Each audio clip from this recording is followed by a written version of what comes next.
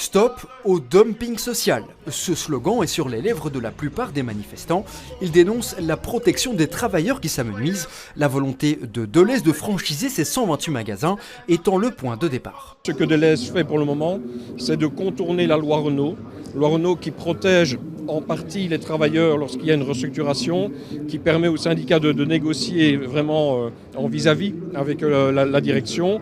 Et ici, en faisant un changement de commission paritaire, un changement de secteur, si vous voulez, ils contournent la loi Renault et ils ne prennent aucune de leurs responsabilités. Le modèle prôné aujourd'hui par l'enseigne de supermarché, selon les syndicats, plongera les travailleurs dans davantage de précarité.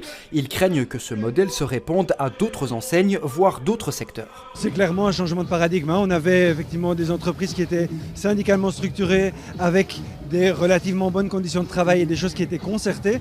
Et là, on passe sur un modèle où il y a zéro concertation sociale. Et ça veut dire que si le patron vous dit, en fait, vous travaillez pour ce salaire-là et avec ces horaires-là, soit vous fermez votre gueule, soit vous acceptez. Autre revendication des personnes mobilisées, l'atteinte au droit de grève. La justice a accordé le droit à Deleuze d'interdire les piquets de grève devant les magasins. Des huissiers ont notamment été sollicités. Du moment qu'on le fait de manière pacifique, qu'on est là pour sensibiliser à l'entrée des magasins, pour expliquer aux gens pourquoi est-ce qu'on est là, les risques que les travailleurs courent, du moment que ça se fait de manière pacifique, nous ne comprenons pas qu'il y ait des huissiers de justice, qu'il y ait la police qui soit là pour intimider les personnes qui sont devant les magasins, qui représentent les organisations syndicales. Au total, la mobilisation a rassemblé 18 000 personnes selon la police, 25 000 selon les syndicats.